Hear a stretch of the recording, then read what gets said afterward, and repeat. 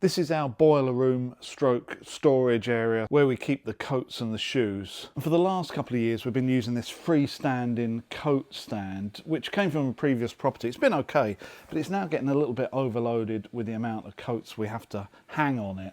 And because it's freestanding, it's well away from the wall, which means it's coming out into the room and really sort of getting in the way. So today's little project to ease us nicely into 2024 is to make a wall-mounted coat rack. And I'm thinking out of oak to match my doors and the other bits and pieces in the house. So I can get all of this against the wall, get this out of the way, get it all nice and tidy, and keep the boss happy.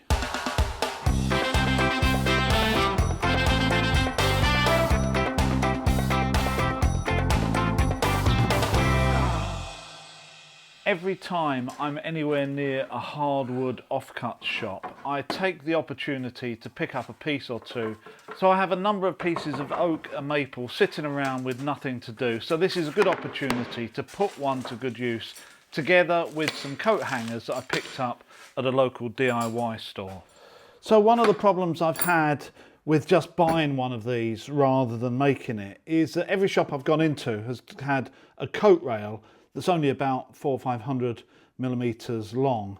And I want something nice and long to get all the coats in my family up and out the way, which means that if I bought one, I'd have to buy two, and it all looks a bit naff and it's all a bit MDF as well. So I'm thinking a nice piece of oak that I got from an offcut shop that says £11 that I bought a few months ago, and using some very straightforward silvery coloured wicks hat and coat hooks. I can just screw these on, I can decide the gaps between them. Not quite sure how many I'm going to need.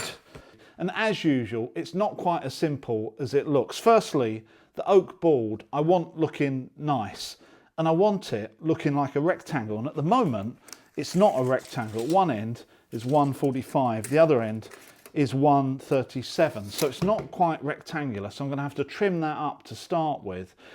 Secondly, I want a nice bevel all around the outside and it to be finished nice. Even if you can't really see it through the coats, I still want it to be looking and matching with the rest of the house. And thirdly, I really want an invisible fixing onto the wall, and I was thinking originally about putting a fixing behind one of these, so I could fix it to the wall, then screw this on, and then you'd never see the fixing.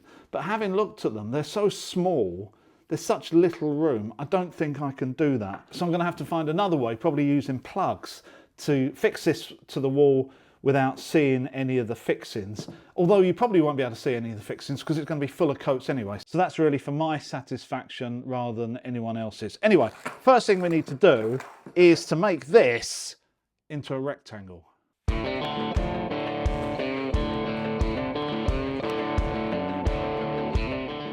I use my homemade jig that has a nice straight edge on one side to clamp my oak piece to run it parallel to the fence. If you don't use a jig like this on a board with two wavering edges, the chances are as you push the board through the blade and along the fence, you'll get a cut that's not straight and you'll end up going round in circles.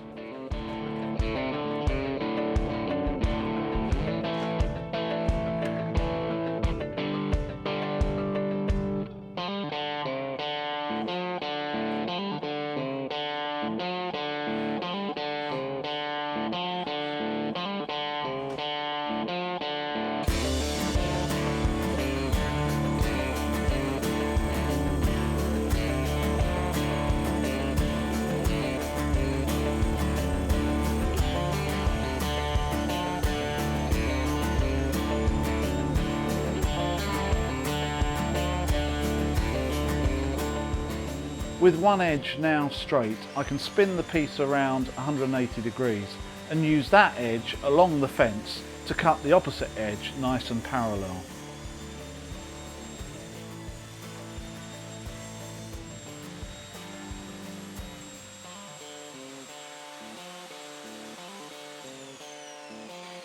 On the miter saw, I trimmed both ends square, and I've ended up with the longest rectangular piece possible out of what I've started with, which is around 135 millimeters wide by 1100 long.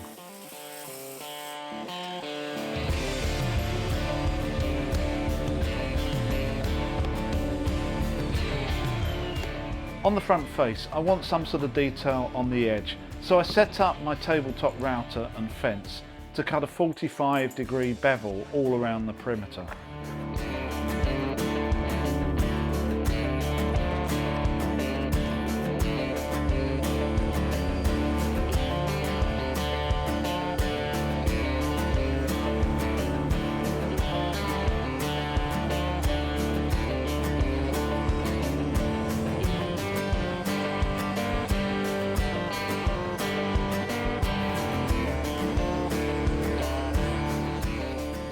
I cut this in 2 passes, raising the cutter in between, just to help out the router with this hard oak.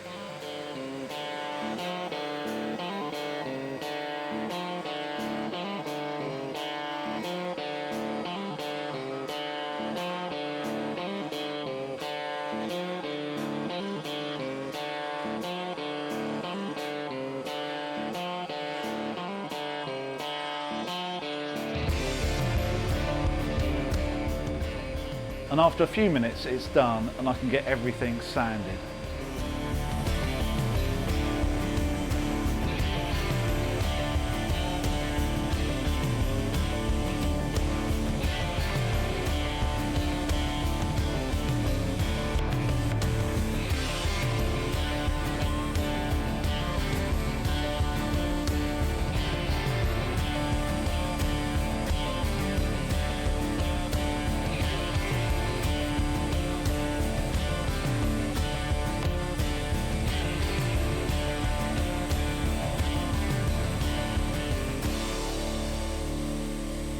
So that is nice and smooth and probably ready for a bit of finish. Now, I mentioned a little bit earlier about invisible fixings, and for that I'm going to be cutting some plugs to hide the screws that are going to screw this to the wall.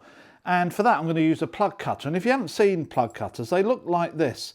I've got 2 different types here. I think this is a tapered one. I never get on very well with these ones. I much prefer the straight ones, and what you do is you drill these into a piece of wood of the same type as the wood that you're going to be trying to hide this fix in, and it produces a plug. Now that plug you then can use to hide the top of a screw if you match it with the right size bit. Now this plug is a little bit big for this bit, but I can just smooth it down a little bit, just sand it down.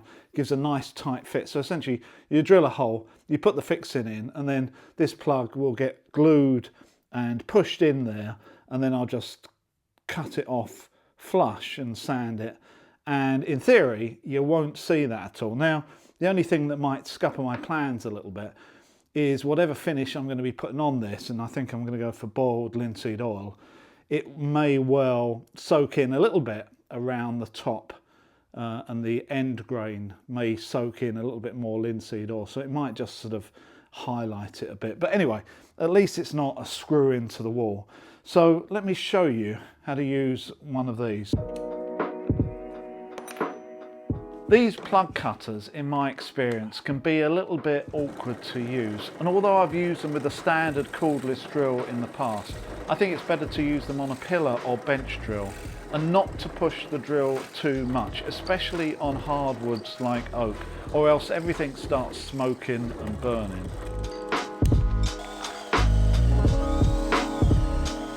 I only need 4 plugs, but I'm cutting 6 just in case, as they're so quick to cut.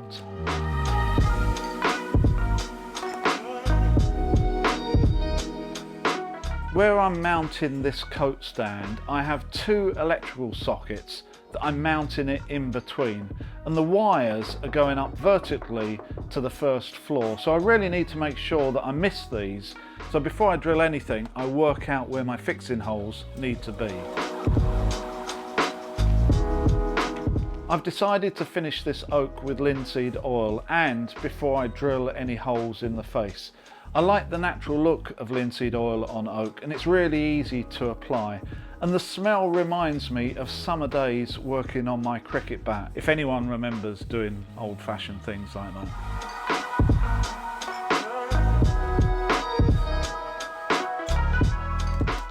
The first and last hanger I position around 2 inches from each edge, and then space the other 5 equally, which end up around about 150 millimeters or 6 inches apart from each other. To make sure they're all positioned the same distance from the top and bottom edge, I make a small spacer that I use to set the bottom of each hook so they're all regular and in a nice straight line. I then counterbore 4 fixing holes that are going to take my fixings and the plugs just above 4 of the hooks that hopefully will help hide them from view.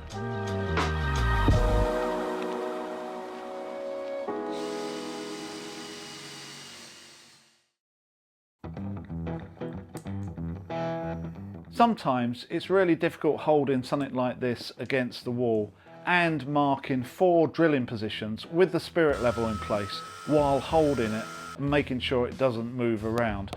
So this time I only mark 1 fixing point at the end of the board. With that in place and supported, then it's really easy to re-level the piece, hold it in place and mark the others without anything moving.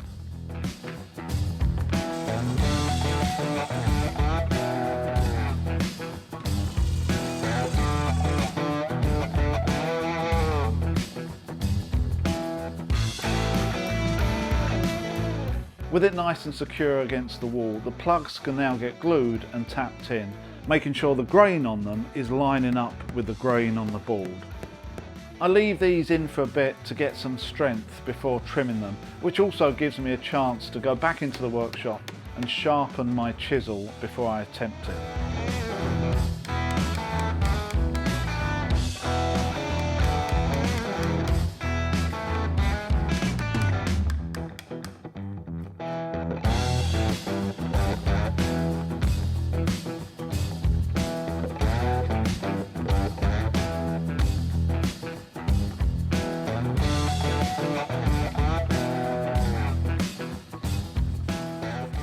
Finish the plugs with a bit of linseed oil, which I'll need to do again at some point, as the board has already had 2 coats, so the plug at the moment is a touch lighter in colour.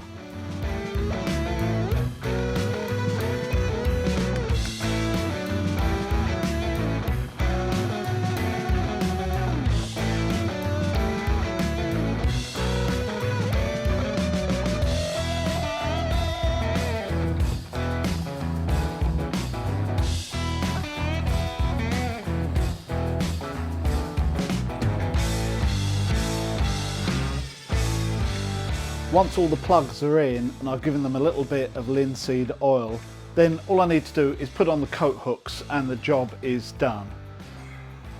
That isn't going anywhere. And I must say it's really nice taking the coats off the freestanding coat stand and putting them against the wall on my new hanger. It really gets everything out the way. And now I can get rid of this. And that looks a lot neater now it's all against the wall, and it's actually given us a lot more space because I'm actually standing where the old coat stand used to be, so it took up quite a bit of room. So I know someone who's going to be very happy about that. Height wise, I positioned it just for my wife. She found the other one a lot higher, and that's one of the great things about DIY. You can do it to suit yourself. You don't have to take anyone else's view on anything. And I love the idea that I've now got an 1100 long oak coat and hat stand. It's not something you can buy in the shops, so that matches the doors and everything else in the house really nicely. I hope you've enjoyed this video. Remember, 2024 is the year to get out and do some DIY, and I hope to help you along the way. I will see you next time.